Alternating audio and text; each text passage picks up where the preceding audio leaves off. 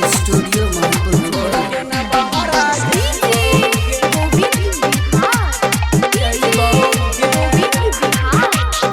सुनेंगे छौड़ी हमरा प्यार के ककहरा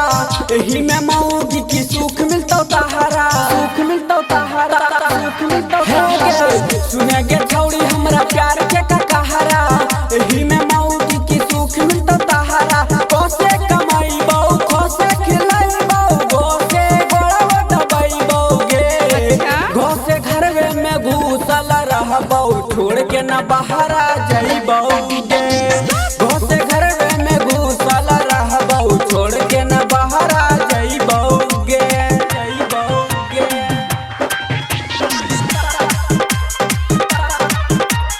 छोड़ के न बहरा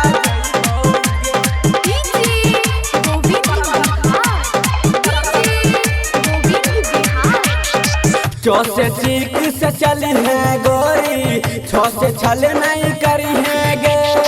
जो से जवानी जोड़ के रखी है जो से मना जान कई है गे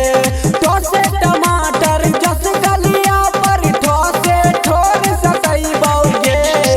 दो से डालू के दर्द के रानी दो से ढह के भगई बोगे घो से घर में घुसल रहबो छोड़ के न बहरा जाइबोगे प्रेजेंटेड बाय के स्टूडियो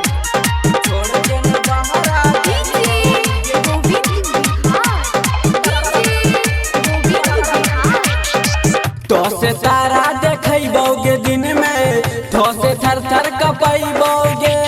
दो से दुआरिया गोरा ले रहबो दो से धड़कन बढ़ैबोगे